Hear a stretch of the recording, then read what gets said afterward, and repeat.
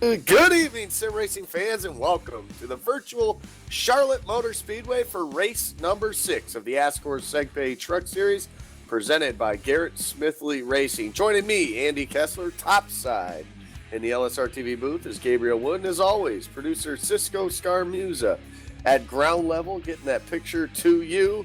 I want to welcome you to Charlotte, and what a racetrack. You talk about the trucks, you talk about Charlotte, all you can think of is 2 wide, maybe possibly some 3 wide action, Gabe. Lots of grip, but very tight conditions also as these tires start to wear out on these trucks during the course of a run. You know, Andy, Charlotte and the trucks, next to super speedway racing, I think that is the most popular iRacing car and track combo. These guys, they love racing it, and it provides them a lot of practice, and it leads to that 2 and 3 wide racing because they know how the track is going to act. It's a long race tonight. Most of the hosted sessions that you get aren't that long, so if we get a green flag run like we did at Dover, we went caution free for the first time in the league on iRacing. It could happen again this week and could lead to some very differing pit strategies, especially with tire wear. You're absolutely right. You're talking about a long race, 124 laps. Well, 124 laps is 186 miles is what these guys will get done here tonight. And of course, we'll talk a little bit about what happened last week.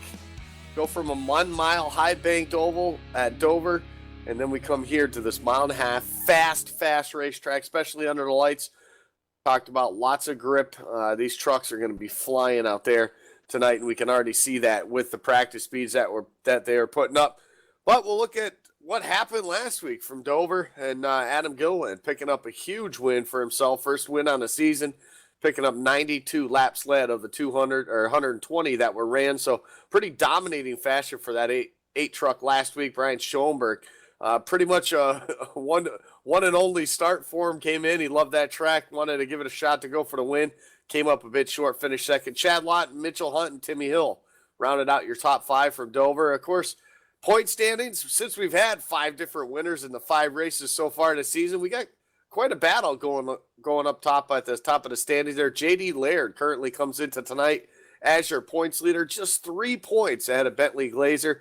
Tommy Ryan sits third, 18 back. Richard Beasley, 22 back and fourth. And Doy Woods, our season opener winner at Daytona, he is fifth, 32 points back. We talk about after tonight, though, Gabe, being the halfway point of this 12-race season.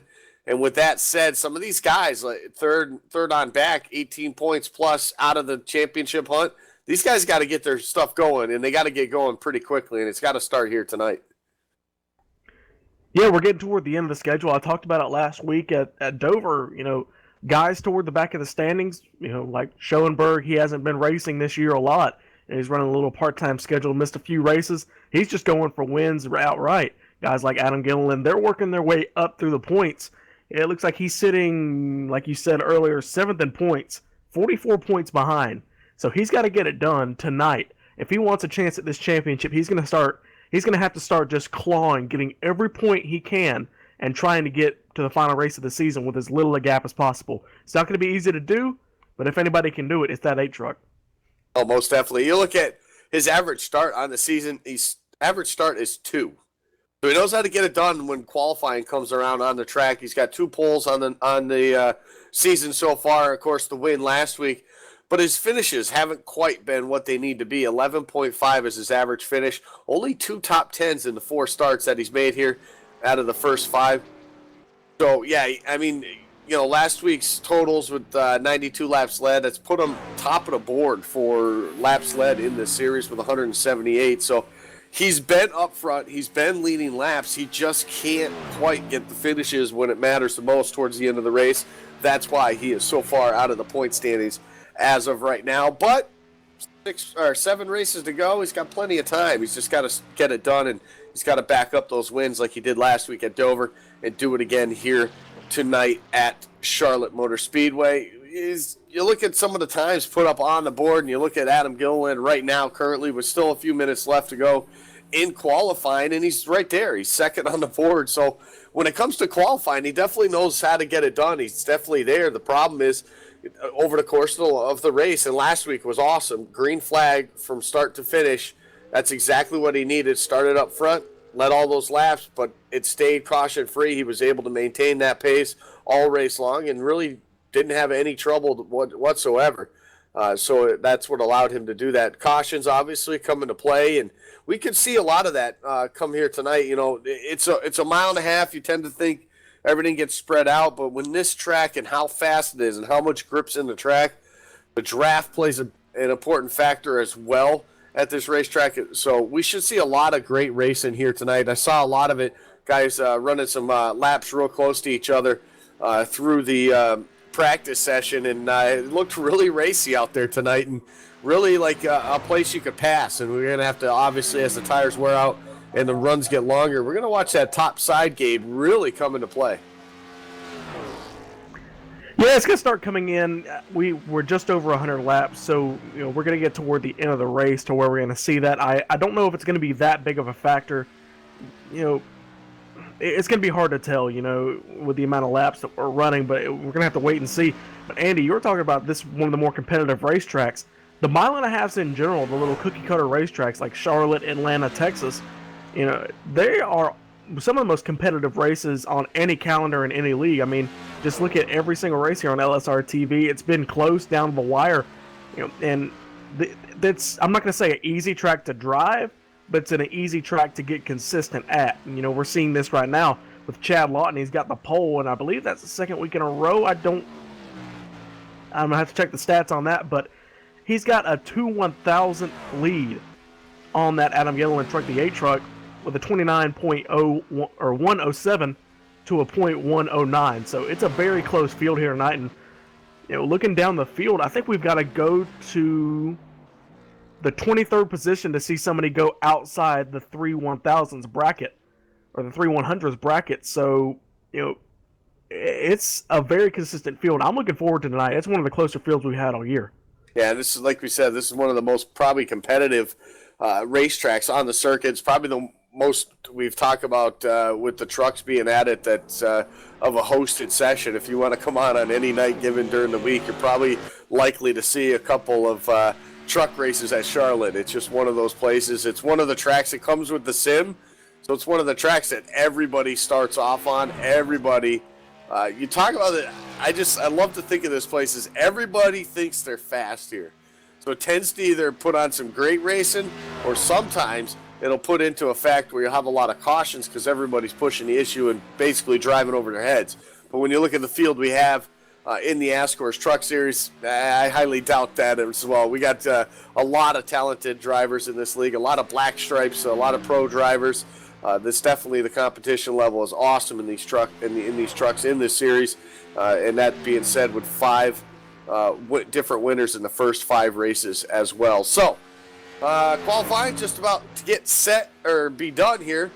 So let's send it down trackside for Jaden Berkey and tonight's national anthem.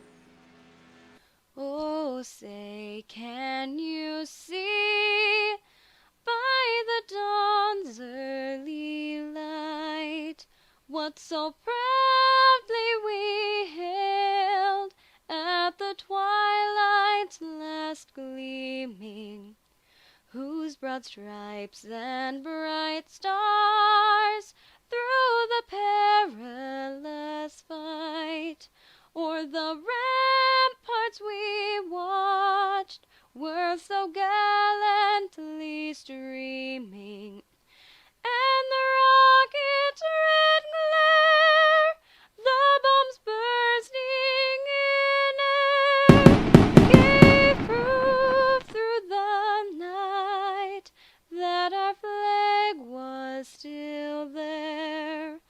Oh, say does that star-spangled banner yet wave o'er the land of the free and the home of the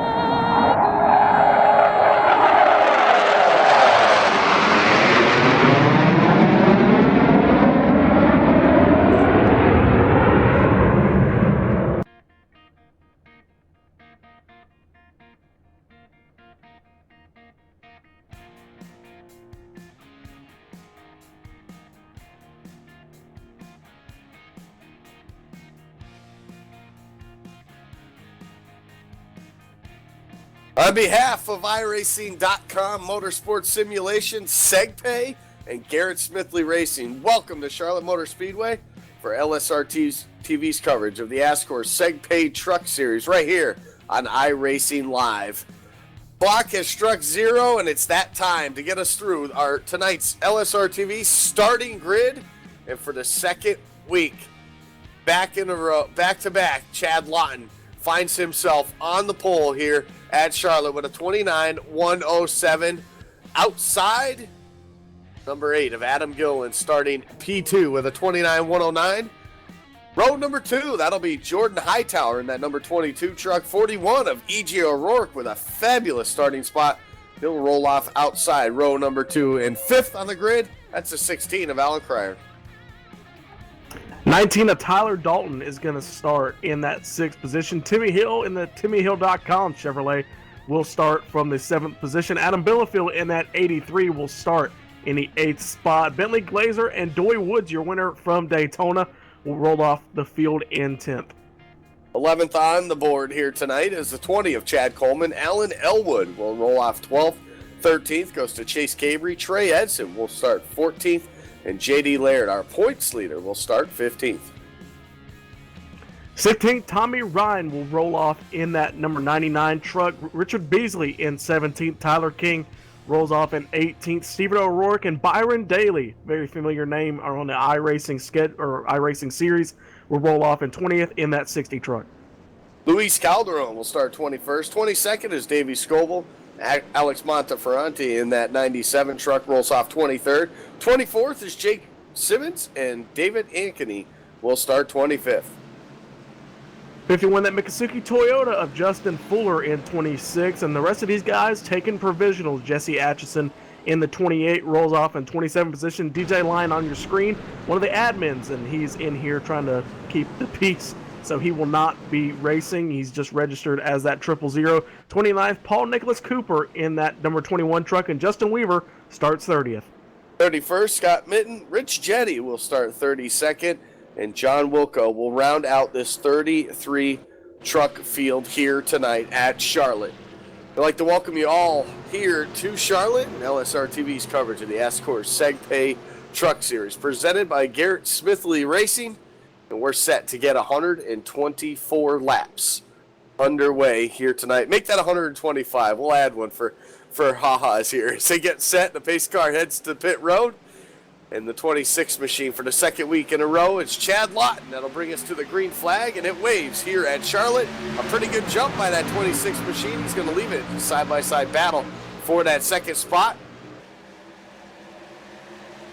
Looks like we had a truck on the apron there. It looks like the 20, I believe, of Chad Coleman got a little bit loose there off the restart, so he gets it collected. Thought there was going to be a little bit of an accident there, but it seems to be doing pretty good. 26 of Lawton out there leading. The 22 of Jordan Hightower ended up running up to that second position, gets around Adam Gillen. Gillen had a pretty bad start there as 26 comes to lead lap number 1. Looks like he wasn't anticipating that start from the 26, the green flag coming out, and he kind of just lost about a car length. That allowed the 22 to get to the bottom of him. That 22, he's catching the 26 a lot and pretty fast, Andy. Yeah, he is right there off of turn number 2 and down this back straightaway, using the draft to his advantage. Top 2 now, actually about 4 or 5 truck lengths now from that battle for the 3rd position, which won't be such a battle. Looking on the outside lane there, the 41, E.J. O'Rourke, he'll pass that 8 truck of Adam Gillen real easily there on the outside lane. Not sure if that was the 8, just not quite up to speed yet. He just doesn't look himself currently at the moment, finds himself under some more pressure now. It's the 16 of Alan Cryer from that 5th spot, starting spot right now, trying to get up to 4th. He's trying to work his way around Adam Gillen. That's not going to happen. Gillen will shut the door, but here comes Timmy Hill. Look at him battle way up on the high side there off of turn number 4. He's looking for that 4th spot. Well, it looks like I was completely wrong at the top of the broadcast talking about how the outside lane wasn't going to factor till later. Timmy Hill in that 4 truck, he's making it work on the outside. He's got by Gillen. It looks like the 16 Cryer, he's working it too, and so is that 83 and the 5. So all these guys doing a great job there on that outside lane. It looks like up front that lead's kind of stabilized. The 22 of Hightower staying about 2/10 back, and then E.J. O'Rourke is about 6/10 back from that 26 of Lawton. Lap number 5, Andy, seems to be getting a little bit crazy here toward the back of the pack, guys making up positions. And up front, Top 5's kind of leveled out just a little bit. Looks like Cryer has gotten around Adam Gilliland, and Adam Benefield is working on that A truck. So yeah, Adam Gilliland's not acting himself right now. I don't know if he has run that top side of the racetrack pretty much all practice tonight, and just doesn't know how, just doesn't have the speed there on the bottom side of the racetrack. But it's just not working for him. Yeah, it's just not working for him at all. That top side definitely has come in rather quickly here. Obviously, the top side, they get to use that momentum. Maybe with the fresh tires, they get lots of grip up on that high side, and it's just working so far right now as Alan Elwood now completes that pass, and they exit their way off of turn number 4. Adam Gilliland now clear to use the high side. We'll see what he does here as they head to turn number 3. He's still going to drop down to the bottom, so maybe just as we look back from the 5, you can see him pulling away from Adam Gilliland in that 8 truck, and maybe it's just saving his stuff here early on in the race. Maybe that's all that 8 truck's doing. We'll have to keep an eye on that, but starting that second spot all the way down to 8th now, currently working lap number 7. Big movers though so far. It is that 5 of Alan Elwood, and he's still looking for more off of turn number 2. He's caught up to the back bumper now of Adam Benefield as they head to 3. Yeah, that 5 truck started in the 12th position. He practiced in the 3rd position though with a .129, so he sure has got the speed, just didn't get the run during qualifying. Only about 4/10 off. He's to the back bumper of Benefield, pushing that 83 down the straightaway. As they go into turn 1, they're going to separate about those 4 cars right there under a blanket. Timmy Hill pulling away just a little bit, but that 16 leading that little train. He's got a good car under him too. Look, he started in the 5th position, made his way back up to the 5th position. That 5 truck, he's all over the back bumper of Benefield. Yeah, he's definitely been the biggest mover so far. Oh, he's a little tight off of turn number 4 there. The 16, Alan Cryer bumps the wall just a bit. That'll kill his momentum. He'll lose 2 spots before they even get back to turn number 1. And here comes the field right behind trying to catch up as well. You see the 19 of Tyler Dalton right now. He's going to the outside of Adam Gilliland. That's going to be another battle for position. A battle for the 8th spot as they head to turn 3. Yeah, Andy, I think the saving tires, that's the only thing that would make sense. I mean, Adam Gilliland, he's a pro driver. He knows how to get it done, so he wouldn't, be doing the hot lapping. He, just runs one hot lap, but just cannot handle it during a race situation. That's not Gilliland's style. Maybe for the 2nd week in a row, he's going to pull a strategy call to get up front. He ran toward the top 3 at Dover, but he ended up pulling, the 1 or 2 stop strategy. It was 1 less pit stop than the rest of the field, and he ended up taking the win with Schoenberg in 2nd. So the only 2 guys to pull that strategy ended up being 1-2. So Gilliland's a very smart race car driver. I think, I agree with you. I think that's what he's doing, saving tires. Could be. We'll see as this runs out. We're about that point, 10, 15 laps into a run where you start to see who were the guys pushing the issue early on and who were the guys saving. So we'll keep an eye on that number 8 truck as he continues to kind of, stabilize himself right there around the top 10. Back up front, though, Jordan Hightower. He's closed that gap a little bit now. It's down to a 10th now as they work their way off of turn number 4. But those 2 have really pulled away from E.J. O'Rourke. 1.3 seconds, about to be a little bit more, I believe, here that time by. And those 2 guys really not looking back right now because they have no need to. They're pulling away from the rest of the field right now. Definitely 2 of the fastest trucks on the racetrack, and they continue to do that. Utilizing that draft rather than race each other side by side and lose time. They're staying in line like they are, and you got to give Jordan Hightower some credit there. Even if he is fast enough to get around him, he's just deciding not to do it yet. Looks like they're using the rookie street stock strategy. 2 guys get hooked up, almost running wide open around the entire racetrack. You can just kind of pull away from the rest of the field. They're doing it right now. A little bit smaller of a gap that time. It only increased by about 4 100ths, but it's still growing. About 1.5 seconds back to E.J. O'Rourke from Chad Lawton, but it's about 1.3 seconds from the rest of the pack, the 22 from the back of the 41. These guys, class of the field right now, but it's going to be, see what can happen. We've seen so many races, not really in this league, but a couple other leagues that we do. And guys, they just, push from the drop the green flag. 20 laps in, they're sliding back toward the back half of the top 5, top 10. Almost like we're seeing Adam Gilliland doing, expect to see him come up front if he is saving tires. But we saw at Michigan with the Domino's Cup Series, those guys, they push so hard in the beginning laps of the race and the beginning laps of a run. their tires were completely shot by a couple laps into the run, and you'd see about one or two guys that were smart enough to save their stuff come up through the field, and that ended up getting I believe it was Tyler Young the win. So we're going to see some guys pulling some strategy, being smart, knowing when not to race. And I think that 22 of Hightower, he's gotten the message because he's pulled back just a little bit from the 26 of Lawton. Yeah, he has, as they work their way down to complete lap number 15 here.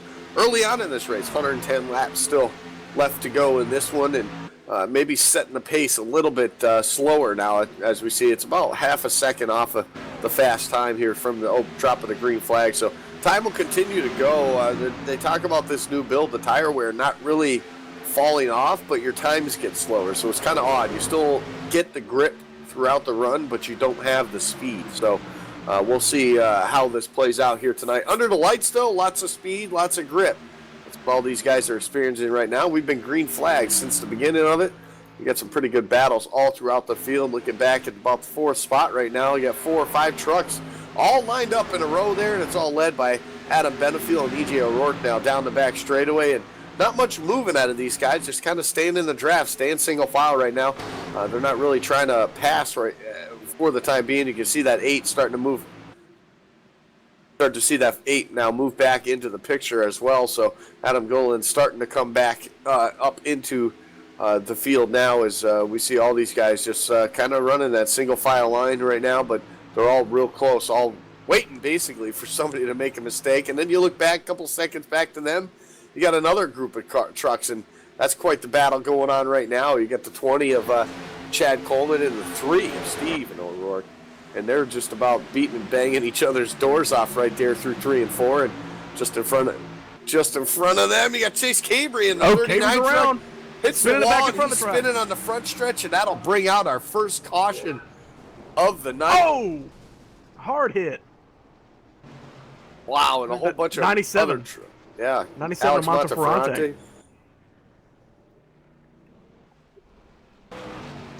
Looks like Monteferrante hit him, and it looks like the 12 of Tyler King ended up getting caught up in it as the 97 spun back down the racetrack. So 3-car incident. We're going to look back and see what happened. Did the 39 just get loose coming off the exit of 4? We're going to have to look at it. Yeah, it looks like he bounced right off the wall. Just got tight, got up into the wall, came down in front of everybody, and hoping he'd keep it from coming back up the racetrack. Just couldn't quite do it. Came back up the racetrack, got it woed up. There was plenty of room to go high. The problem for Alex Monteferrante was there was another truck on the outside there, so he couldn't go too high. And he ended up clipping that 39 truck, and that'll cost him big time here in this one. No resets for these guys, so lots of damage for about 5 trucks to get fixed up here as we have our first caution of the night come on lap number 19, and the pace car brings the field through 3 and 4. I'm sure we'll see some guys coming down pit road. We're 20 laps into a run, though, Gabe. You think we'll see any strategy with 2 tires, or you think it'll be 4 tires for everyone? Well, I mean, if we're going to see it, we're at kind of a perfect point to where you can kind of make up for it if you do decide to take 2 tires and it doesn't work out. But these guys, they probably practiced Charlotte all week long, just trying to get the perfect strategy going on 2 tires or 4 tires, decide which one works. As we see Lawton, he's going to pull into his pit stall, see what he takes. We're going to go see that right side jack up. Ada Allen pulls in behind him. The right side jacks up. Let's see if that left side comes up as soon as they get around to it. There goes the left side of it. So 4 tire pit stops for basically everybody. O'Rourke? Maybe it was O'Rourke coming off the pit. Well, the cone. Wow. O'Rourke is you're going to be your leader. What a battle off of pit road right there by all those guys. It almost looked like a few of them were maybe speeding there. That 83 of Adam Benefield was really coming through the pits there pretty quick. So obviously he's not letting anybody pass, so he must have not been caught speeding. But that was quite a battle there. Biggest loser, probably with the best pit stall out of all of them. Chad Lawton, just a slow stop for those guys, and he'll lose a bunch of positions on that one.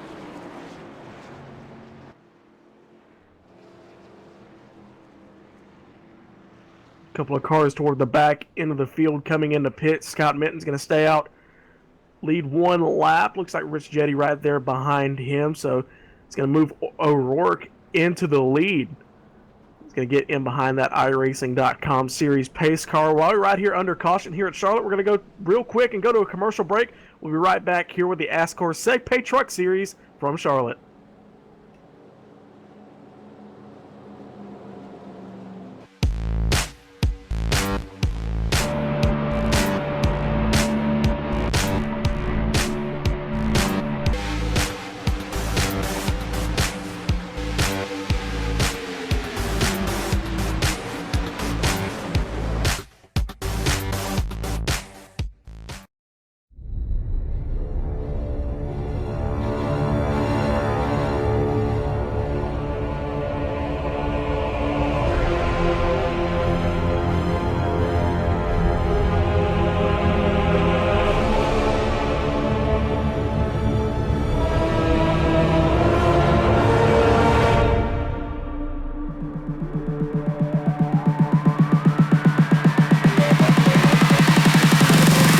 Ready and fire.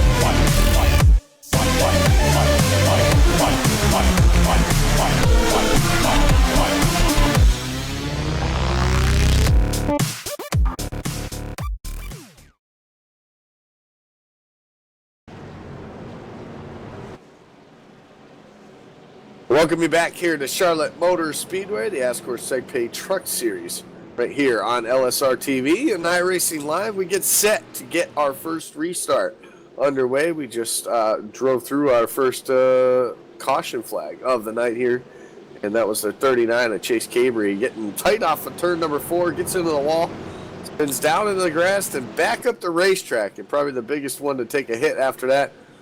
97 of Alex Monteferrante. Top 5, though, as they came off of pit road. E.J. O'Rourke, Adam Benefield will start 1-2. Jordan Hightower, Chad Lawton, and Timmy Hill will round out your top 5 as the pace car now ducks to pit road. First time tonight, E.J. O'Rourke will lead the field to the green flag, and it's out. And we're back racing. A little bit of a checkup there. Maybe trying to time that restart on the bottom side. A little bit of bumping and grinding going on there between those 3 guys on that bottom lane. Timmy Hill actually falls back just a little bit there. Adam Benefield, not quite the restart he wanted. He'll be able to drop down, though, in that 3rd spot as the top spot. First, the 22 there of Jordan Hightower. We saw a lot of speed out of him from the drop of the green flag on the fresh tires. We'll see if he can get up to the race lead this time. Chad Lawton was just a little too tough for him to get around on that first go-around. We'll see if he can get around that 41 truck of E.J. O'Rourke as he continues to lead now through turns 1 and 2. And here comes Jordan Hightower looking for that spot off turn 2. Oh, Benefield, he's going to drop to the bottom side of the racetrack and got that momentum off of turn 2. He's going to be side by side for that second position with the 22 of Hightower. He's going to have him clear. He's going to pull up right in front of him off of turn 4, so move that 83 into that second position. Look at Chad Lawton. He's running as they circle by the timing 8th. So, gosh, talk about, mirrored runs. Yeah, he's down to the 9th position. Just completely opposite runs. I mean, he was sitting there leading and basically dominated the first part of the race. He would have had a 2-second lead if not for that Hightower machine up there, but now he's sliding back in danger of losing the top 10. Yeah, it's just a product, I think, of being stuck in traffic in that dirty air. As you can see, E.J. O'Rourke has pulled out now to about a 4 or 5 truck length lead over Adam Benefield. The side-by-side battle just behind Benefield, that is for that 3rd spot. Timmy Hill way to the high side. He's trying to make it work. He's getting the momentum off of the corner. He's just not quite getting that 22 truck cleared. For the time being, no continued battle side-by-side with the 5 of Alan Elwood, who was fast on that first run. And, we got trouble with the 3 trucks around.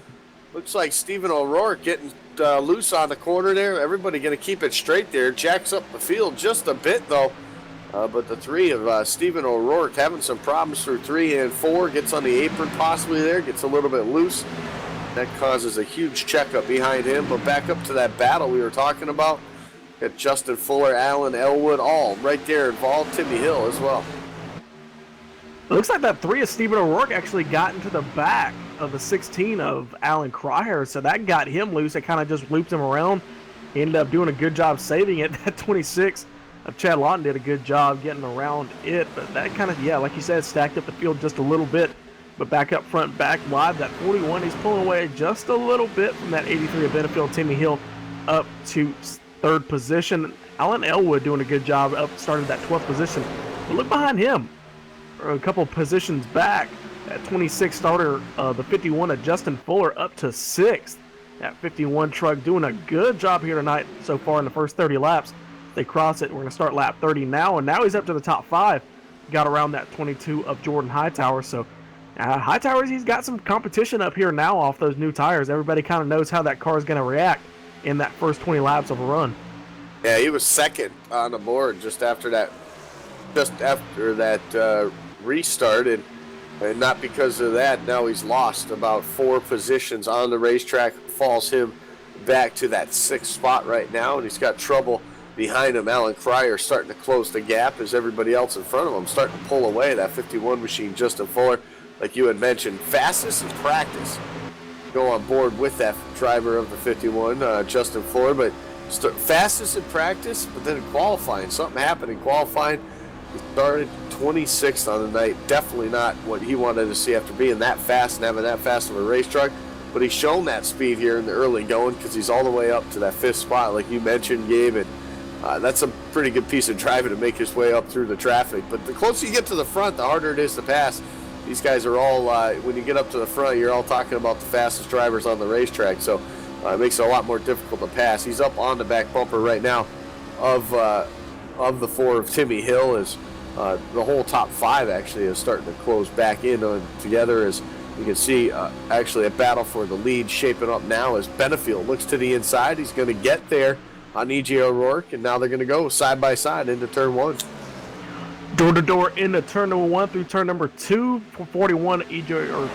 O'Rourke led it that time, but off of turn 2, it looks like that 83 of Benefield, he's got that inside lane working, momentum carrying that 41 on the outside of the racetrack, but I don't think it's going to matter as he dives it into turn number 3 and out of turn number 4. We could see a new leader this time side by side. Good racing. Who's going to get it this time? Looks like Adam Benefield, so we have a new leader, that 83 of Adam Benefield that time, but 41, he's not going to go quietly.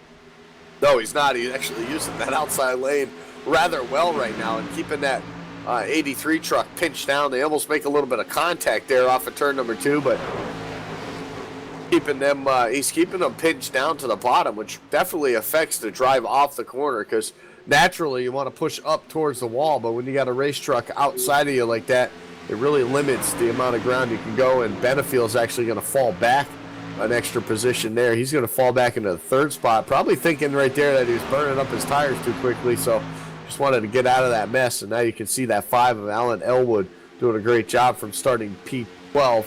He's all the way up to that 2nd spot. He's knocking on the door for the lead.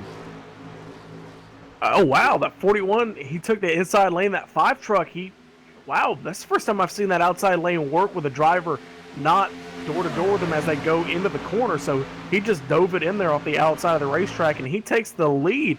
So move that 5 truck of Alan Elwood, another new leader. So what is that, about the 6th lead change here tonight? Very competitive here at Charlotte in the first 40 laps.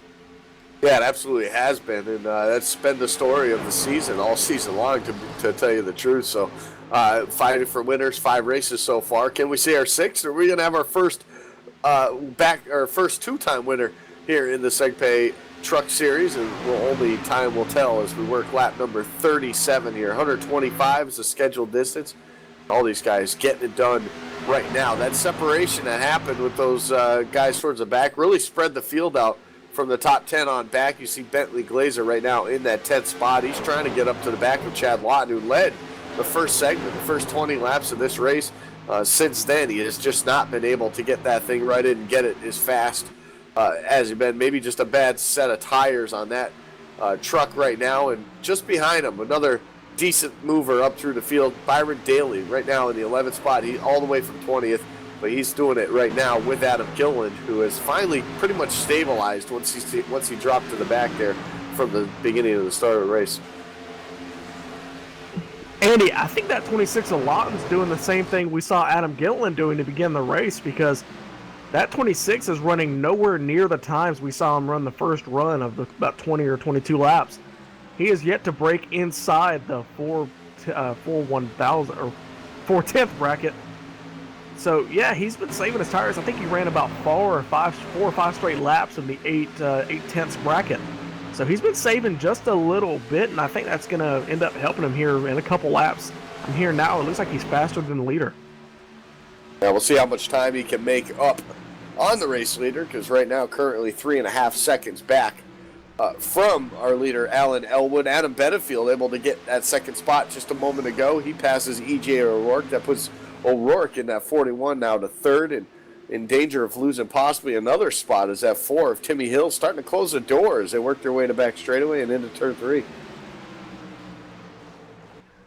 Everybody around the top 10 single filed at 51-4. Hightower, looks like Cryer's in that mix too, and Doy Woods, winner from Daytona, and then Chad Lawton just a little bit back from these guys. So, you know, as we said at the top of the show, very competitive. It's pretty hard to break away all by yourself. We're seeing kind of isolated pockets of guys pulling away, and you know, maybe, you know, like we're seeing Alan Elwood do right now, pulling away just a little bit, but eventually kind of just accordions back together, because he's got 6 or 7 cars there kind of in a line, basically a little drafting pack right there, and they're going to be breathing down his neck here in just a few laps.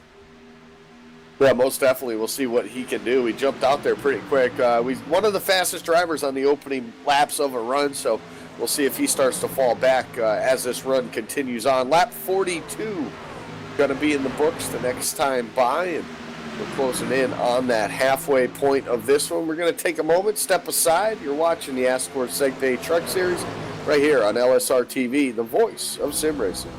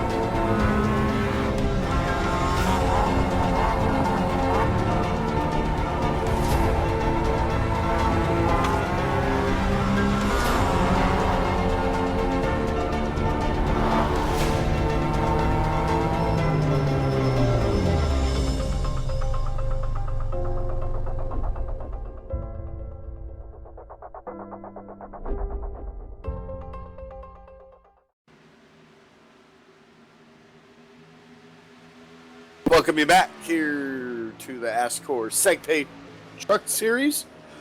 Take a moment to recognize some partners who help get it done week in and week out right here. Of course, SegPay. For over 10 years, SegPay has been processing online payment transactions for merchants in all categories with a specialization in helping retailers process credit card transactions.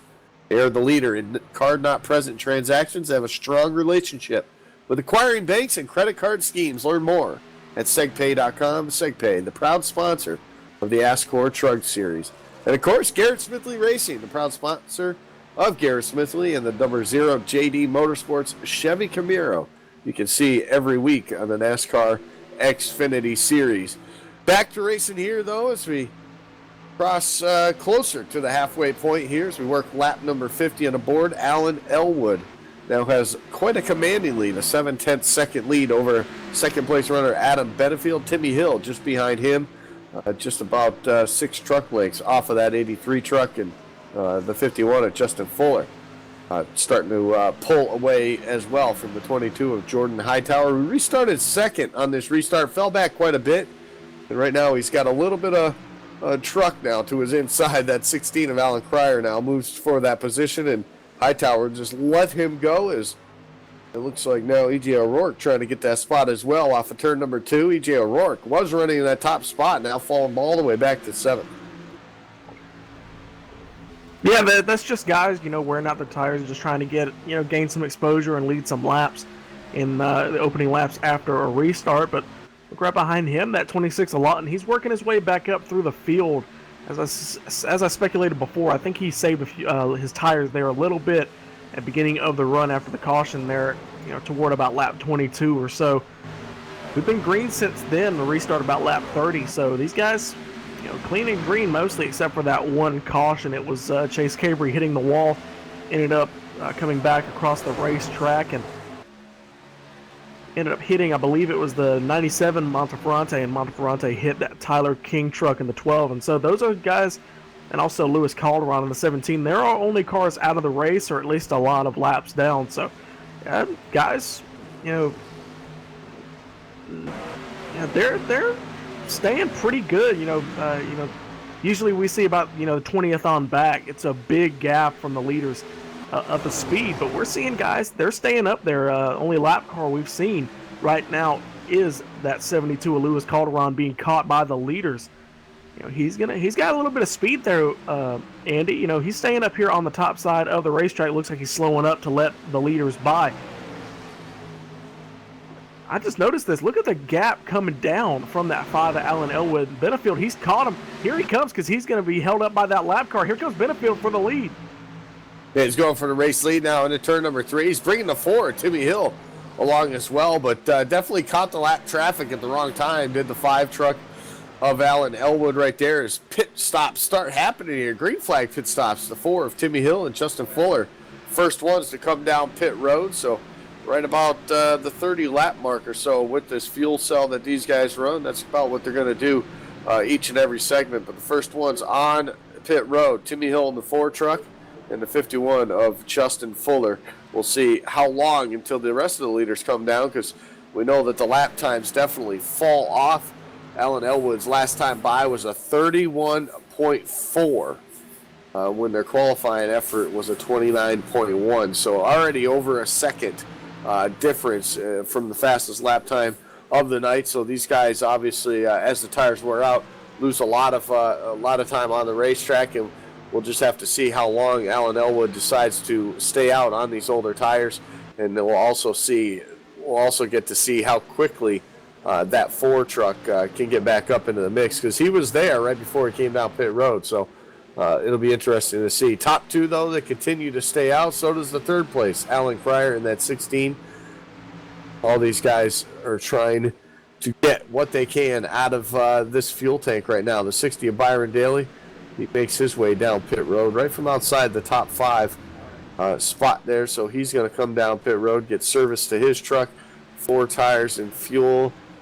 Probably the call. Looks like the 21 of Paul Cooper from the 8th spot now will come down pit road as well. So green flag pit stops are well in the works right now, and Quite interesting to see some of these guys, even guys struggling on the later run here. E.J. O'Rourke still out on the racetrack. You know, Andy, these cookie-cutter racetracks, the mile and a halves, you know, it's one of the better racetracks to do short pitting, but it's kind of a chemistry to work out. You know, how many laps can you go before they really start falling off? And as you said, the tire build, you know, the times have been falling off, but the grip's been there, so you can kind of push just a little bit on these new tires. But, you know, guys like Timmy Hill, Byron Daly, and the 21 of Paul Cooper. Timmy Hill was running third, and he was right there behind the 83 and the 5. So those guys short pitting. I expect to see that 4 truck of Timmy Hill in the lead by a long shot.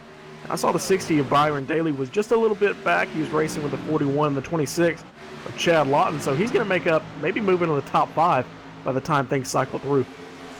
Yeah, absolutely. Actually, looks like the 51 adjusted. Oh, as they go 3 wide through 3 and 4, look at Timmy Hill trying to thread the needle around the trucks that are a lot slower.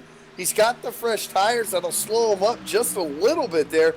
As you can see, that 8 truck on the fresh tires as well. Adam Gilliland coming into the picture, but Justin Fuller beat the 4 truck Timmy Hill off of pit road. He's got a sizable lead right now, about half a straightaway, so he's caught the lap traffic just right. Timmy Hill looked like he got it awfully close and going into turn number 3 that last time, but he's been able to settle it down. That was awfully close right there. E.J. O'Rourke probably sweating a little bit after that one there, being stuck up on the outside, and didn't have much room for error, if there possibly was any, but he's trying to get it done. These guys all trying to get their lap back the hard way now as they try to work their way around Alan Elwood. First up, Timmy Hill. He'll try to get around him now, be back on the lead lap, which will help him, obviously, when that 5 truck decides to come down pit road. So these guys making up a ton of time here so far, but the first one to do it is that 51 of Justin Fuller. Yeah, Fuller's out front of the guys who have pitted, and now we've got 3 cars on the lead lap from the ones who had just pitted come down pit road. 8 truck Adam Gilliland, this is the first time we've actually seen him push all night on new tires, so it's interesting to see what that 8 truck Adam Gilliland can do right now. He's to the back bumper of that 4 truck of Timmy Hill, but I don't think he wants to wear out his tires racing that 4 truck right now. Yeah. You want to take advantage of the fresh tires and try to get as much as you possibly can, at least in the first 5 laps or so. That's going to really dictate what happens when Alan Elwood decides to come down and make his green flag pit stop. So you don't want to push it too hard that you wear your stuff out, but you want to push it where you know that you're going to make up a lot of time. And by the time that 5 truck comes off of pit road, you should be at least half a straightaway, if not longer, away from him, and that's going to really hurt him as far as that. He'll be able to close the gap rather early in the run with the fresh tires, but eventually it all cycles out and evens out. So we'll just have to see how quickly and how much time he can make up on those first 5 laps back out.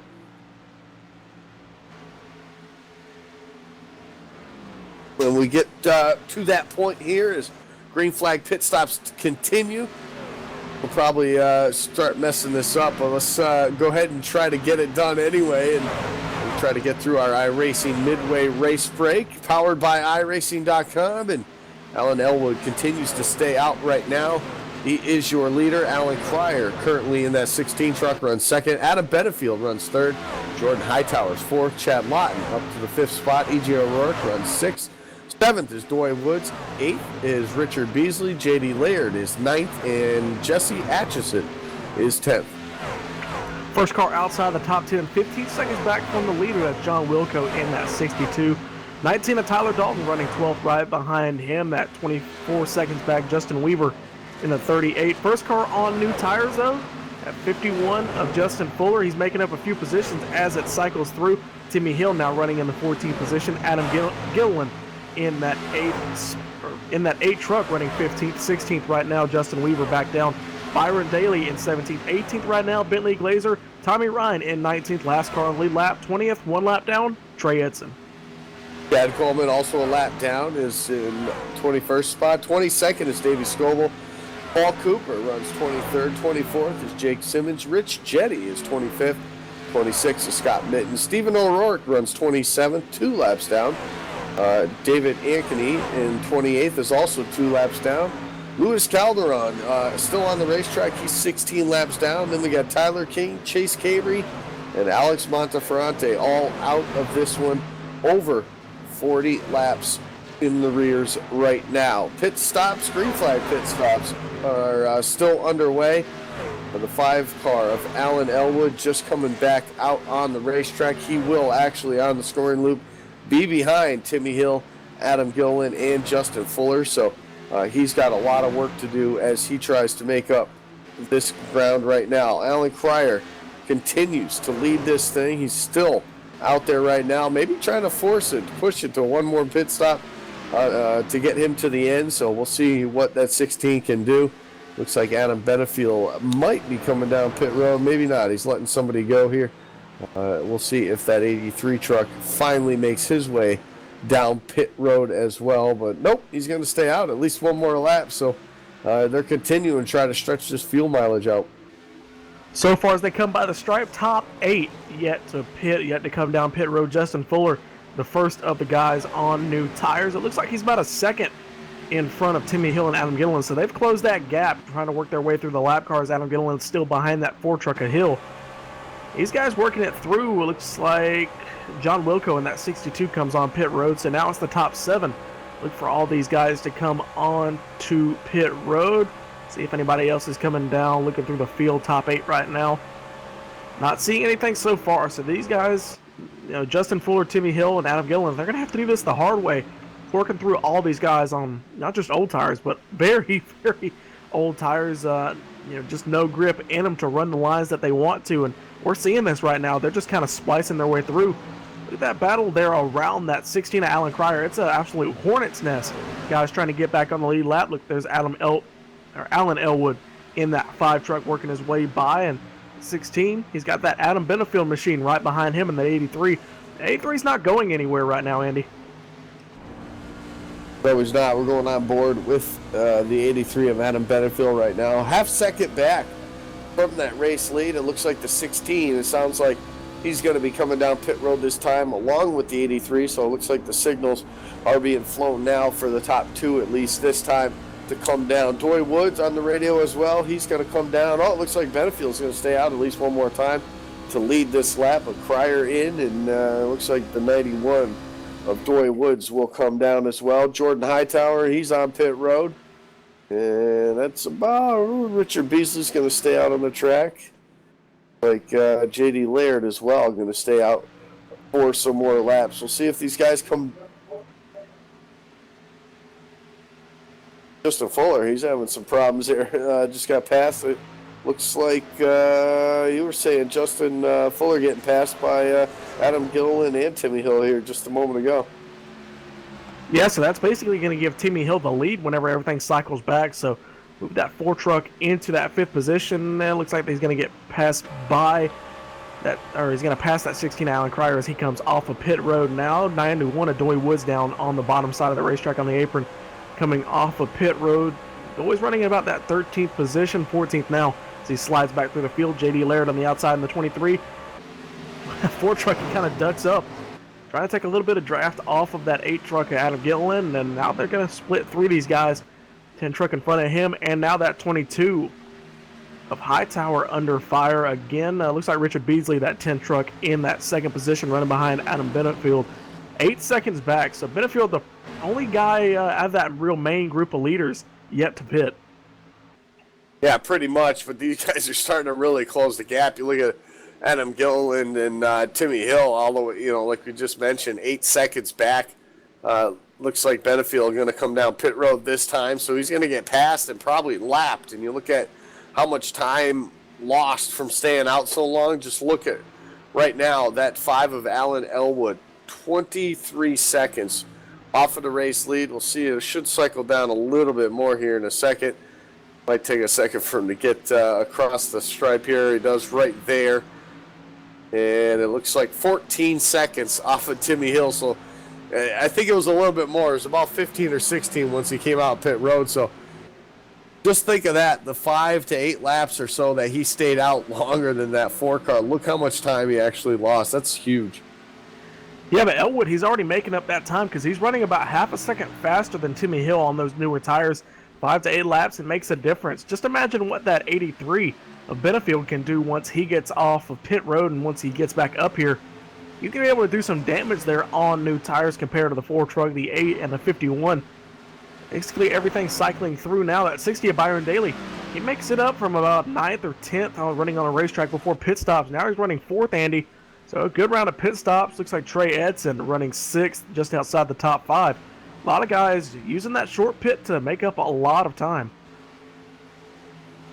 Yeah, they're trying to make up a lot of time, and you see that 83 truck just a lot faster than everybody. The problem is he's so far deep in the field now. 1 lap down, 22nd place on the board right in front of him. He's actually battling that number 91 of Doy Woods for position for the first one lap down. So they should be able to get back on the lead lap, and looks like Doy Woods did get back on the lead lap. So we'll see if Adam Benefield can get back on the lead lap momentarily. The problem is after he's on the lead lap, that's still 29 seconds to get back around these guys. So he's got a lot of work to do in the short amount of time. These top guys will obviously come down to pit road once again here, but at least one more time. But I think you can safely say that 83, the possibility of him staying out to the end is very real.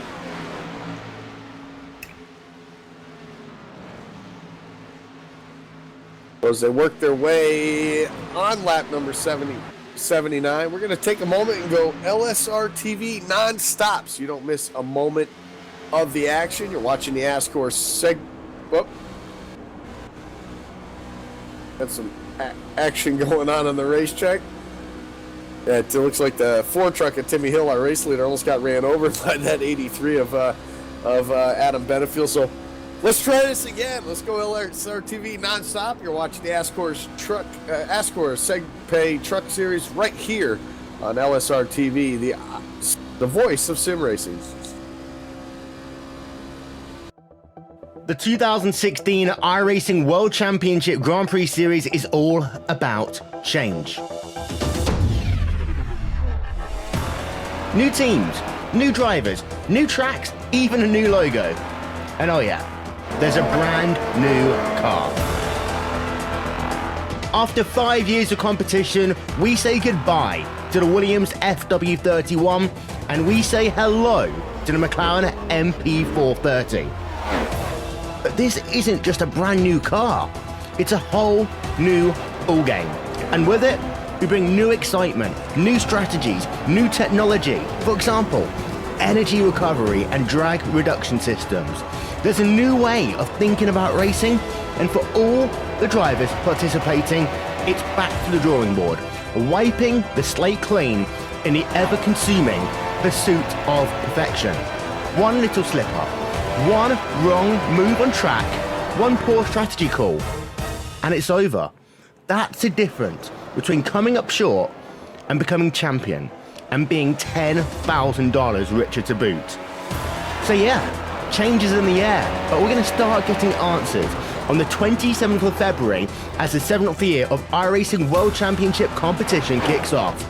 And you won't miss a thing, with every single race live on iRacing Live, coverage brought to you by RaceBot TV. So join us fortnightly from 1:30 p.m. GMT.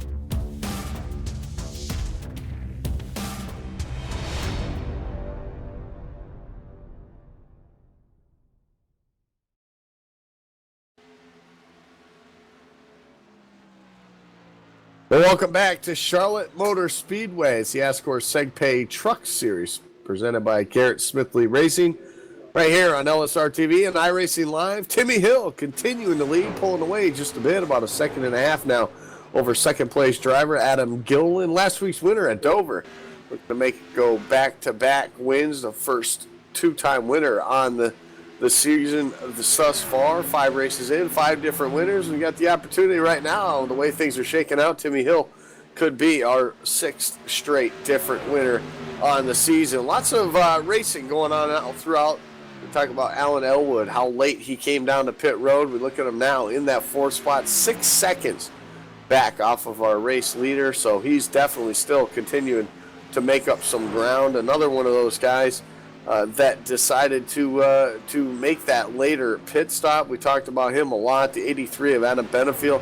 He is on the lead lap, 24 seconds back. He's got a lot of ground to make up right now, but at the same time, these other guys are going to have to make one more pit stop, and I think we figured out the calculations just right that he could do about 50 laps on a run. So we'll see what that 83 truck decides to do. Obviously, a caution would throw everything right out the window, but it looks like Adam Gilliland in that 8 truck, he's going to be the first of our leaders back down pit road. It looks like the 4 Timmy Hills with him, and of course the 60 of Byron Daly as well following them down. So 3 of our top 4 drivers, they're coming down pit road, and they're looking for service for the final time here on lap 90. Andy, I think this pit stop right now is doomed that 83 at Adam Benefield, because we've still got 35 laps to go in this race. That's way too much time left on the board for guys on new tires. And at 83, he's been on the racetrack for about 10 or 15 laps now after pit stops, so he's starting to get worn. And if he wants the strategy to work, he's going to have to not pit for the rest of the race. So the tires he's on right now are going to be what carries him to the finish, and I don't know if it's going to be able to work, Andy. I think this is too much time for these guys to make up, or too much time not to make up. Words are not coming out correctly, but the time is going to come down so fast because these guys on new tires. We're looking through the field. Looks like it's like go time, 60. So it means it's time to go. A quote from the Andy Kessler. The 60, it looks like the 60 of Byron Daly ended up passing the 8 of Adam Gilliland, so moved that 60 into that second provisional position right now, working away there around that 1 truck of Trey Edson. 8 truck to the back bumper. It looks like he's going for that position. They're running just on the edge of the tail end of the lead lap. Now they're just a lap down. 60's going to let him go. He's going to let him go. Byron Daly moves down into the 17th position, move Adam Gilliland up. But Timmy Hill, he's the first car off the lead lap, so he's in the free pass position if we do get a caution, and that is going to, like you said, absolutely destroy any hopes of these guys who are trying to play an alternate strategy. But that 5 truck of Alan Elwood, he's back up to the lead, Andy. Took him long enough, but closing in about 20 laps to go. He's right where he needs to be.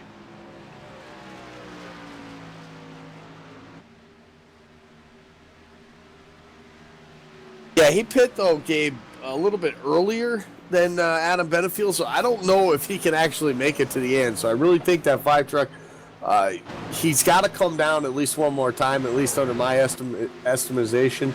But I really think that I know that wasn't a word, but it sounded good. That's going in the quote book. Estimation. It didn't sound right. Anyway, by my estimates, never mind. I'm not even going to speak right now. He honestly, he should come down pit road now. I think the longer he waits, the worse it's going to hurt that 5 truck. So we'll see what he does now as the leaders make their way, or the soon-to-be leaders, once everybody makes their pit stop. Timmy Hill and Adam Gilliland making their way around that 5 truck, and now Byron Daly as well going to make his way around that truck. I can't believe I said that word 3 times the wrong way. But anyway, lots of different strategies going on here tonight at Charlotte. We work lap number 95 right now. We complete lap number 95 as Elwood crosses the start-finish line that time to put number 96 up on the board. So we close in on the end of this one here. 30 laps to go, Gabe. That's all we got left to get this done. And you got guys like Adam Benefield that's trying to get it done the hard way. And you look at the standings, he's only 17 seconds ahead of those guys that did come down for that extra pit stop.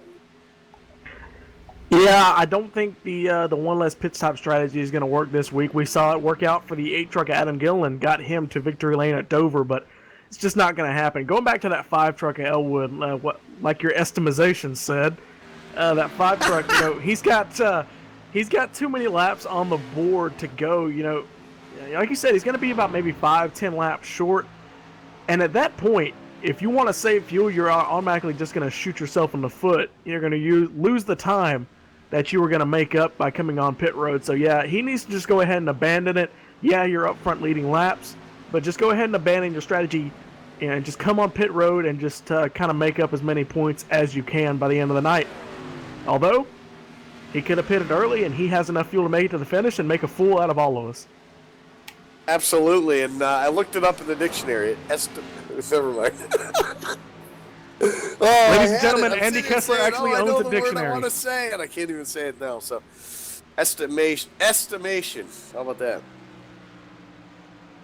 And so now we get said posted. It right. Get him a cookie. Now we get posted up everywhere, and I'm gonna be. You're gonna see that one a lot, I think. Just like the "It's go time, it's time to go." So. We'll see how I come out with the best ones at the best times. Maybe it's just a lack of sleep. I don't know. We'll figure it out as it goes. But here we are working lap 99. Our race leader, Alan Elwood, is going to cross the start-finish line, put that one in the books, put 100 on the board. So we'll have 26 laps to go right there as he crosses the start-finish line. Not much as far as the action. What the action we're waiting to see is when does the 5 pit, if he does. And the 4 and the 8 of and the 60, I should say, Timmy Hill, Gilliland, and Byron Daly, can they catch Adam Benefield? Because we know Benefield's going to go the distance. He's 10 seconds off the race lead, but he's only 13 seconds, make that 12 now, ahead of those guys that did make that extra pit stop. Where do we go from here? I don't know. It's just like Dover. So many different pit strategies. So many, pit strategies on the racetrack, and only one of them is actually going to work. I think it's going to fall into the hand of that 4-truck of Timmy Hill. He's got a huge lead. It looks like on that 51. Actually, I noticed something. That 51 truck of Justin Fuller, I think he pitted one more time, Andy. So he's got the newest tires on the racetrack, and he's to the back bumper of Timmy Hill. Yeah, he's starting to make up some, I don't know. Looks like the 8 truck's faster than him, so I'm not sure of that 51. I think he just might have just gotten passed by the 4 not too long ago, because the 8's now making his way around Justin Fuller. I think he pitted a little before those guys. I don't know. There's something going on with that, but it looks like he's a little bit slower right now than those guys, so I don't think he's actually losing a lot of time. So, yeah, he must have pit before Timmy Hill and Gillen and those guys did, so we'll see how it all works out, but it's just, I don't know. It got me scrambling now, trying to think, what's next for these guys? Who's going to do what? When are they going to do it? Guys like Elwood, I don't think he can make it to the end. He's got to run almost 60 laps. I don't think that's possible. I really think Benefield pushing the issue to 50 was about where you were going to see. You saw the rest of these guys do about a 30-lap run, so I don't know even where to begin, and it's hard to say because we're not in that truck. We don't know what that fuel gauge says for that 5. We don't know what's going through his mind as far as his strategy. Is he watching the timer? Is he watching how far these guys are back? Does he slow down to try to save even more fuel? I don't know. He's got the 26 of Chad Lawton. He slows down too much. Chad Lawton's going to be right there. So there's a lot of things that can happen, and it's all going to happen rather quickly as we close in on 20 to go.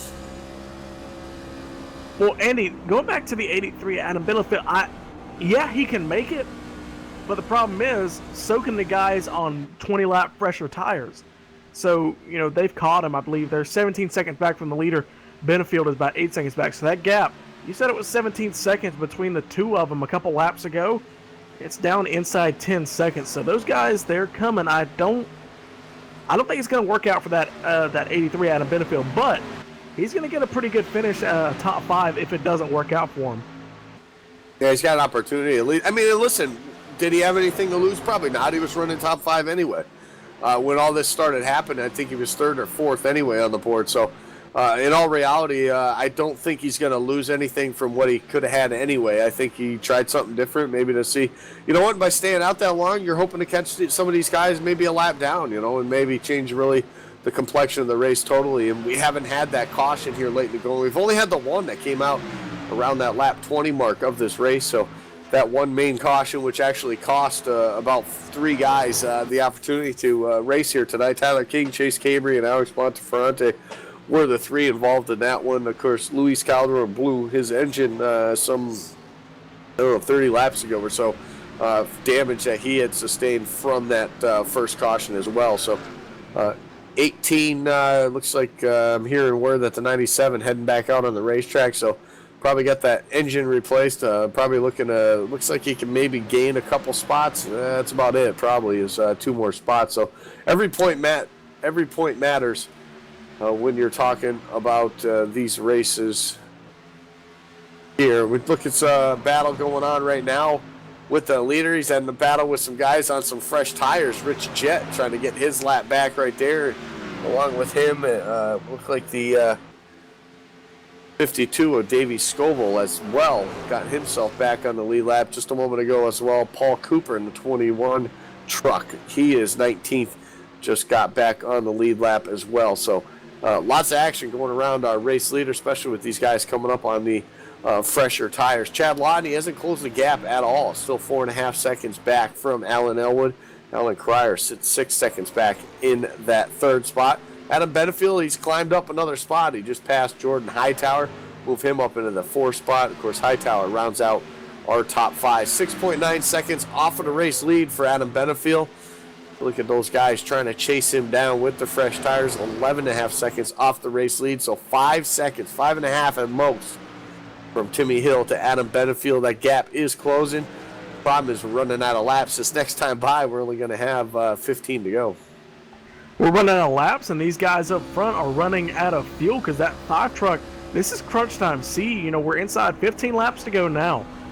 If he's going to pit, it's going to be now. You know, he pitted about this time left on the racetrack, and that 26 a lot, and he pitted on lap 66, Andy. So we should see him on pit road in a couple laps. These guys, one less pit stop strategy may not be working out for him this week. It looks like Timmy Hill just got around that 40 truck of EJ O'Rourke, so move him up another spot. Looks like he made it around Doy Woods as well about a lap or 2 ago. So still a lot of speed in that 4 truck of Timmy Hill. Move him up now to the 6th spot. He's about 3 seconds from Adam Benefield's back bumper, so really starting to close the gap on that. He's got a pretty big separation though between him and Adam Gilliland. Just about a second, a little bit over a second, 1.2, almost 1.3 seconds now behind Timmy Hill. So if everything shakes out the way it quote-unquote should shake out, might be looking at Timmy Hill with a decent-sized lead when this thing is just about over.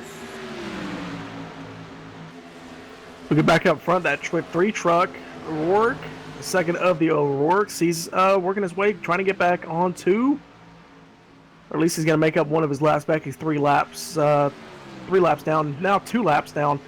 He, he spun just a little bit running around the top 10, and I don't think he was able to recover from it. So he's just trying to make up as many positions as possible.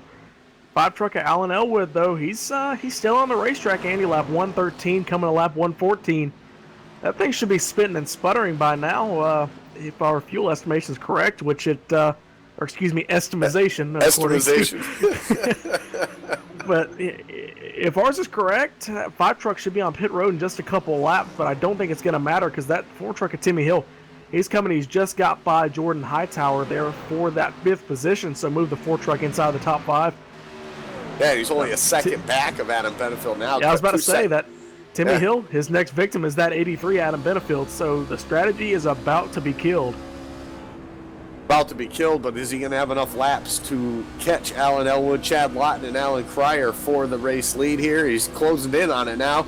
He was a second back from Adam Benefield, like we just mentioned. We'll close that a little bit more now as we go on board with that 4 truck. And Timmy Hill, you can see that gap just closing it just in front of the 83. There's the 16, there's the 26. So everybody right in front of him. There's 3 spots right there for that Ford truck to get. Problem is he's going to run out of time to catch Alan Elwood if Elwood decides to stretch this thing to the finish. Move him up 1 spot as he gets around Adam Benefield.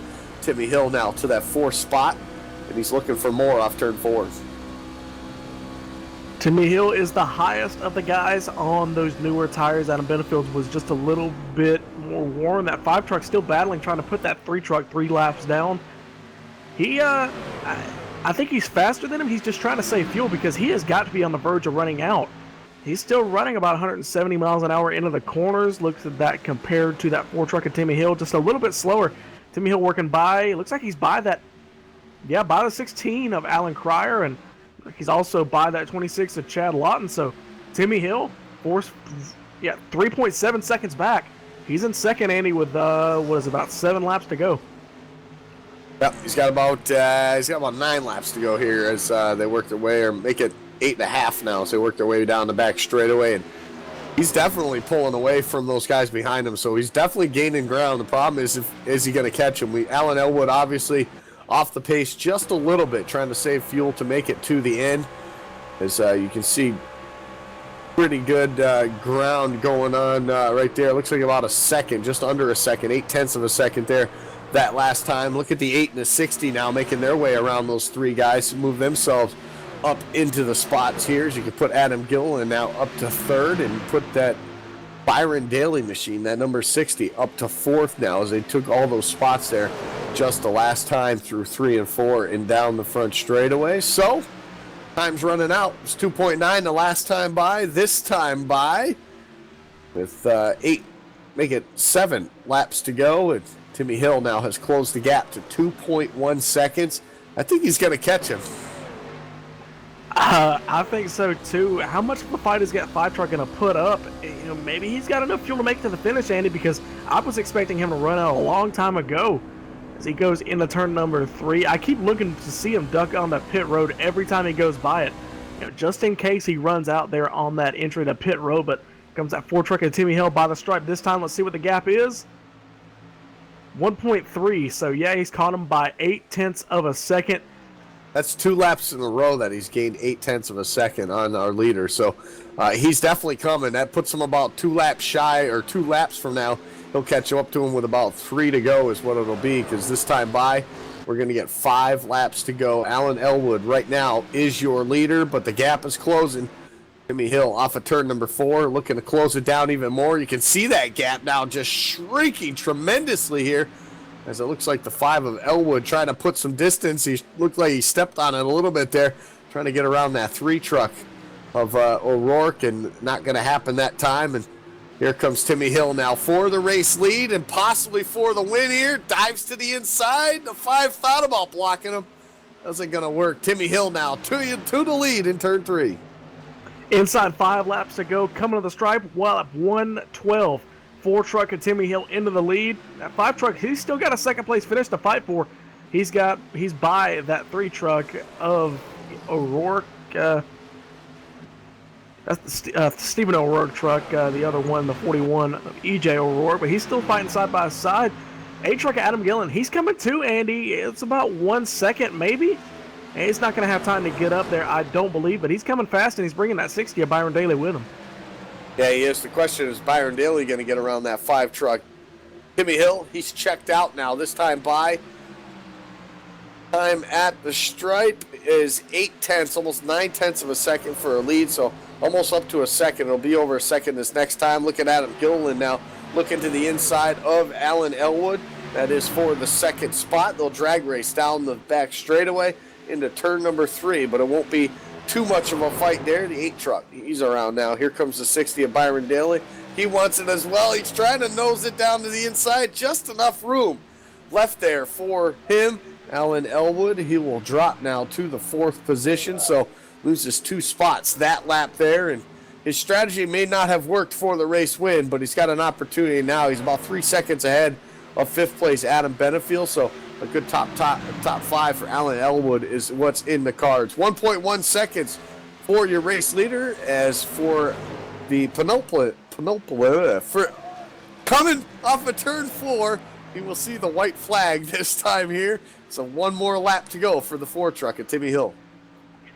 Crossing by the stripe, lap 125 of 125. Timmy Hill, your leader. 1 second back to the 8 truck of Adam Gilliland. Byron Daly right behind them. Top 3 guys, looks like we're going to have the 6th different winner this year if Timmy Hill can hold on to it. That gap staying about the same as he rolls through turn 3 and 4. He's going to use that outside lane. Race number 6 on the ASCORS season. Winner number 6, Timmy Hill, brings that 4 truck to victory lane and Charlotte.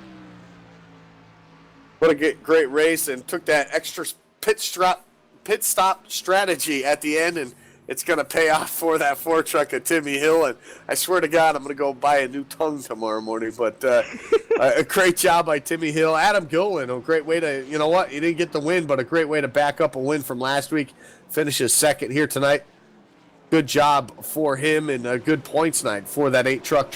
We talked about him trying to gain some points, and he's going to do it. Look at J.D. Laird, our points leader coming into tonight, finished 19th. So this is going to jumble up the points quite a bit. We'll talk about that along with some more as our post-race celebration for the 4 truck.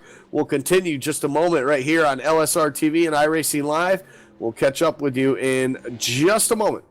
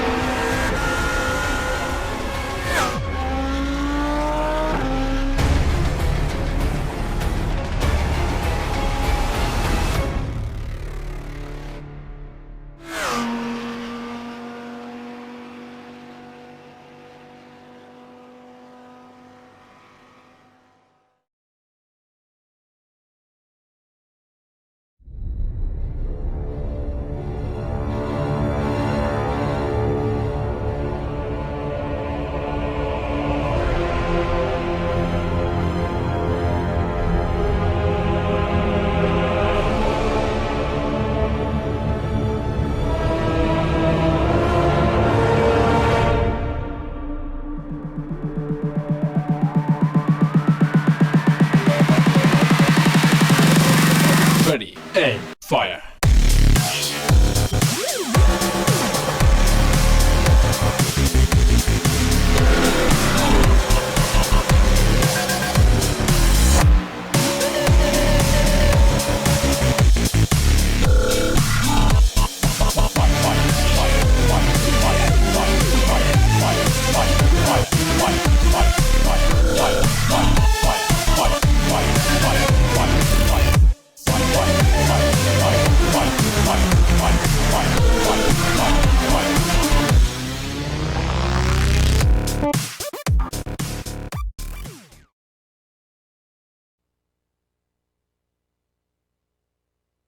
Welcome you back here to Charlotte Motor Speedway. We just concluded the ASCORS SegPay Truck Series, 125 laps, and Timmy Hill comes across as your winner.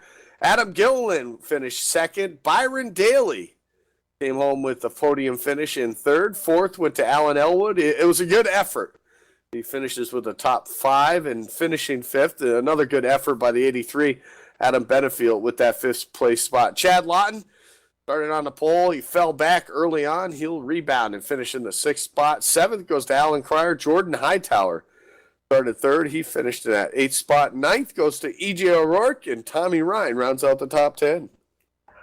11th place, Doy Woods in that 91 is going to come home just outside the top 10. 12th place, Bentley Glazer comes home in that 36 truck. Chad Coleman in the 20 finishes in 13th. Paul Cooper gets a good run with 14th. 15th, Justin Fuller ends up coming home. A little bit of contact there. Looks like Richard Beasley and him came into contact there a couple laps from the finish. Rich Jetty in 16th position. Richard Beasley, as I said, comes home in the 17th position. Davey Scoville in the 52 comes home 18th. 19th is going to go to J.D. Laird, your points leader coming into the night. And Jake Simmons comes home in the 20th spot. 21st, last truck on the lead lap. That's Jesse Atchison. 22nd, 1 lap down. That's Trey Edson. Scott Mitten, also a lap down in 23rd. 24th goes to John Wilco. Tyler Dalton finishes 25th. 26th is Justin Weaver. David Ankeny will finish 27th, 2 laps down. 28th goes to Stephen O'Rourke. Luis Calderon finishes 29th, and 30th goes to Alex Monteferrante. Yep, these are the final guys on the field. Tyler King ends up coming home 31st. And Chase Cavery, all these guys, 97-12 and the 39 involved in your one and only caution on the night. All of them 100-plus laps down. Well, that's your full field of 32 cars and 1 winner. That's the 4 truck of Timmy Hill, and Andy's caught up with him in Victory Lane. That's right. I'm down here in Victory Lane now and pretty excited. 6th race of the season, 6 different winner. Timmy Hill, congratulations on the win here at Charlotte.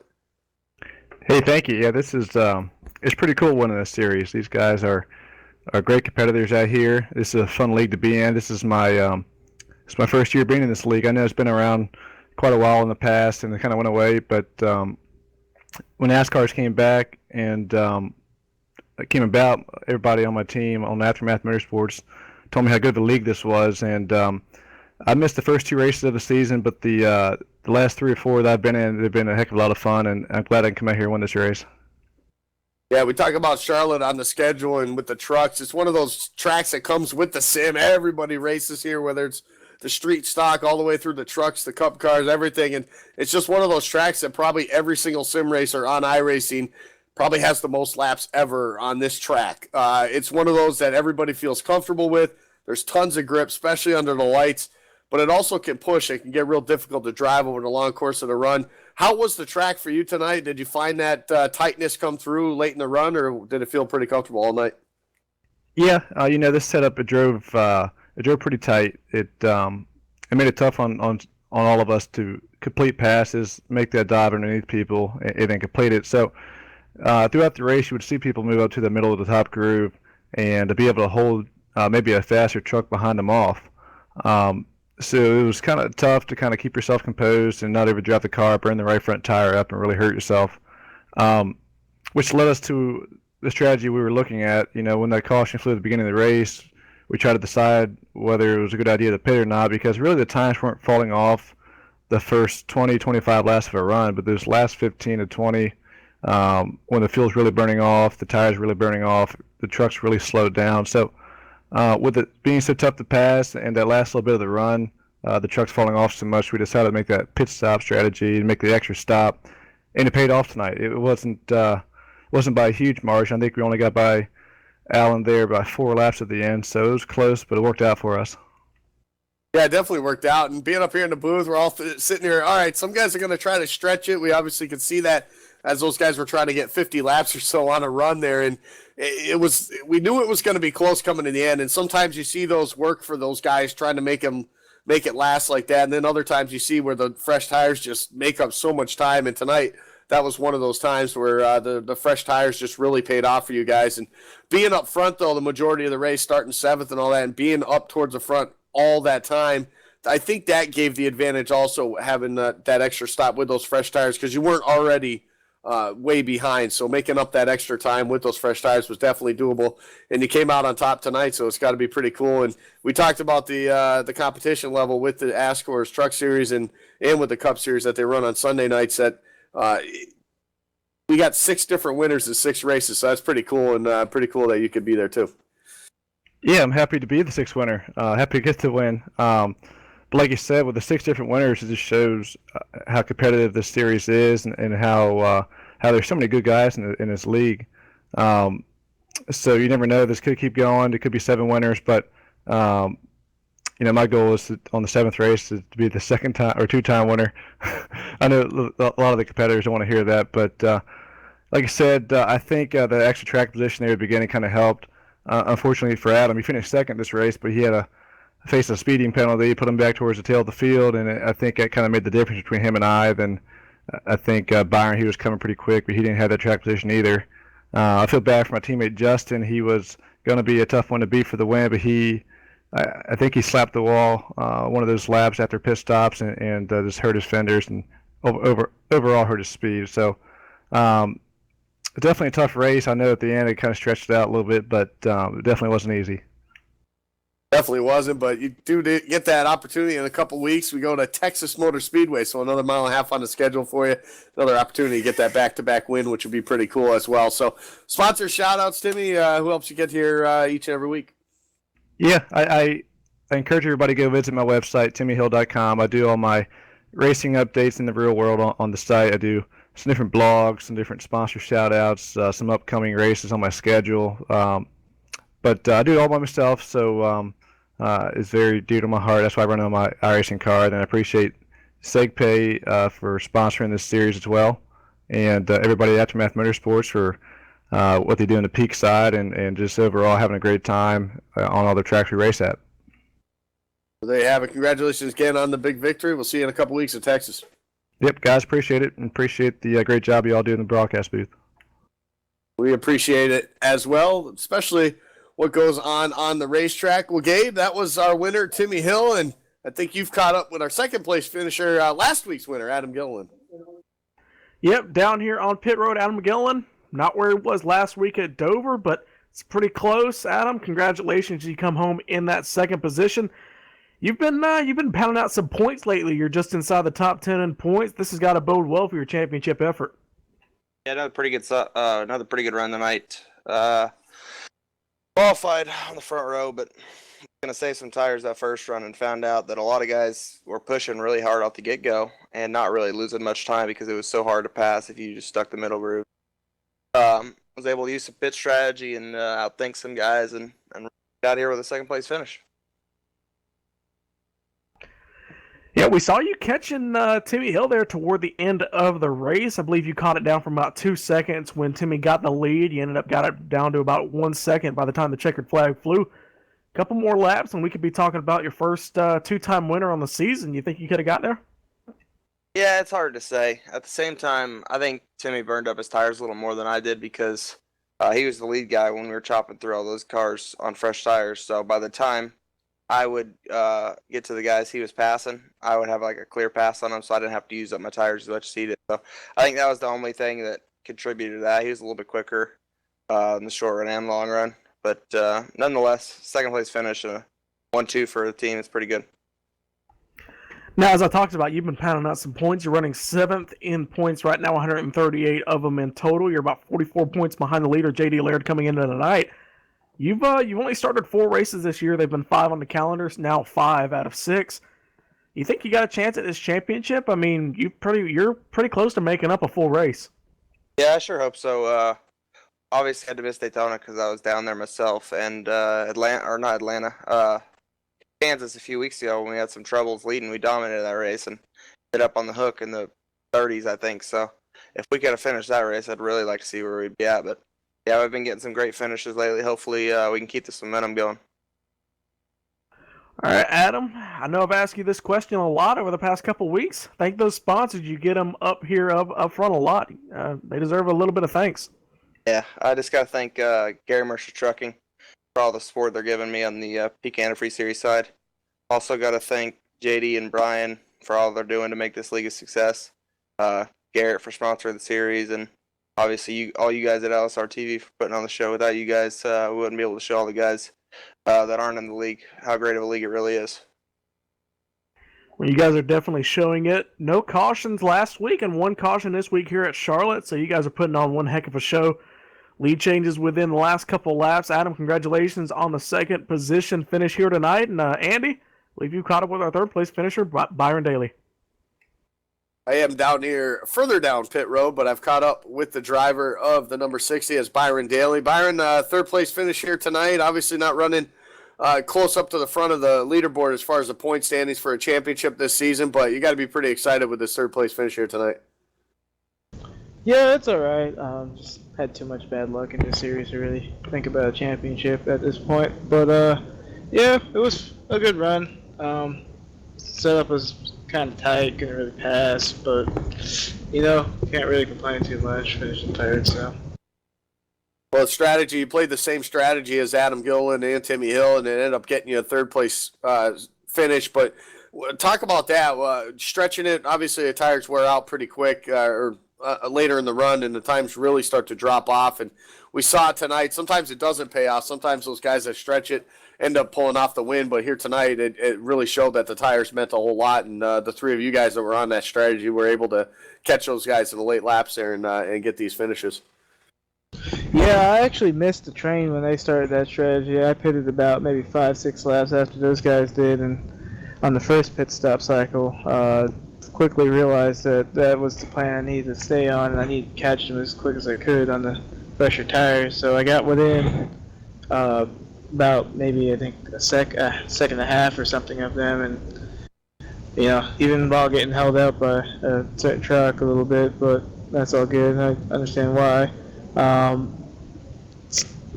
Just got close enough to take advantage of it, and it really helped out to be able to make up that time and get on that strategy. So it was definitely the thing to do tonight. Well, definitely paid off for you. You got the podium finish and sponsors shout out, so Byron, before we let you go. Yeah, just thanks to Focus 7 Shot, King of Chins Productions, just those guys, they helped me out a decent amount, and it's nice to have some stickers on the truck. So again, not really running for a championship, just out here for fun. So thanks to ASCORS for putting it on. It's definitely a good league to be in. Well, definitely is, but you keep knocking at the door up in the top, you'll eventually find yourself in victory lane before this season's over. Congratulations again, and we'll see you in a couple weeks at Texas. Thank you. There you have it, third place finisher on the night, and overall, I think we've seen the last couple of races be pretty exciting there, Gabe. Caution-free we had last week at Dover, which typically you don't think of Dover as a caution-free race. We know we've had long green flag runs, but typically that type of racetrack, just eventually somebody's going to hit that wall, and you're going to have some mayhem. But it actually worked out pretty good last week. And then the only one caution we had here tonight was pretty much self-inflicted. One driver just got a little tight coming off of 4. Got into the wall, came down the racetrack, then back up the racetrack, and that spelled trouble for a couple other drivers. But overall, I mean, this was green flag pit stops. I mean, it was everything that Charlotte can produce. Well, Andy, I mean, these these low caution numbers are allowing these guys. We talked about at the top of the show tonight. These guys, they're a bunch of black stripes and blue stripes. A-class and pro drivers. These low caution races and long green flag runs are allowing them to use not just their driving ability, but their brain power, to just, think of any kind of strategy they can use to get up front. We saw it was about 5 or 6 different pit strategies. Guys short pitting, guys pitting late, and guys just kind of pitting to win the fuel. It was kind of an equilibrium to where between fuel and tires, and these guys just used all of it, and one car comes out on top. But I mean, just look at the 5 of Alan Elwood. He was within about 3 laps of winning this race. If we had 120 laps instead of 125, we'd have that 5 truck in victory lane. Yeah, and that's why I said, even talking to these guys, sometimes we see that strategy work. Sometimes we don't. Tonight, we just didn't see it. For Alan Elwood, Adam Benefield, it still worked out. A top 5 finish for him. Still a pretty good night in the point standings. But we talk about those point standings real quick. Don't have the official results, but you just start looking at where some of these guys at the top of the board finished. I think the highest one was, I guess I'm going to get to, Tommy Ryan. He was third coming into the night, 18 points back, and you look at where he finished. He finished 10th, so a real good run for him, and he's going to make up a ton of points, 9 to be exact, at least on J.D. Laird, so that's going to close the gap there on the point standings as well. So, it's just it's amazing what we've seen. Even Bentley Glazer made up a couple spots, and he was only 3 back. I think you might be seeing that Bentley Glazer being your points leader going into next week. So, with that said, and Adam Gilliland making up a ton of spots here tonight, you're 17. That's going to put him in the 20s. So, I mean, that's a huge difference. I mean, he really chopped his lead probably about in half here going into next week. So, we're halfway through the season now. We got 6 more races to go. Of course, the next stop on the calendar, 2 weeks from now, on the 27th of April, we will be at, of course, Texas Motor Speedway right here on LSRTV at 9 p.m. Eastern. So make sure you tune into that 2 weeks from now. 1 week from now on Wednesday night, of course, Sarah back in action right here on LSRTV. So make sure you tune in for that. One of 3 of their big races during the racing calendar. So keep an eye on that for next Wednesday night. And, of course, don't forget, you can follow everything and stay up to date with everything with LSRTV on the webpage with a whole calendar of a list of all the action that we got going on week after week at livesimracing.com. Of course, you can follow us on Facebook, also at facebook.com/livesimracingtv. Just want to thank ASCORS. We want to thank SegPay, proud sponsor of the ASCORS Truck Series, and, of course, Garrett Smithley Racing as well. And for more information on the ASCORS Racing League, you can visit them at ascorsracing.com. And we'd like to thank the league administrator, Brian Schoenberg, for putting this all back together, and, of course, series director, DJ Lyon. Stay tuned, though. A lot coming on. Tomorrow night, the TYJ Domino Series gets back underway. And, of course, Friday night, who can forget the doubleheader we got on iRacing Live and LSRTV with the Rod Car Truck Tour and the iSuper Speedway Series. And, of course, you can't forget LSRTV night on iRacing Live. Saturday night, the USR Truck Series getting back into action as well. So make sure you tune in all week long. For Gabriel Wood, for Cisco Scaramuza, I'm Andy Kessler. We want to thank you all for tuning in tonight for the ASCORS SegPay Truck Series right here on LSRTV, the voice of sim racing.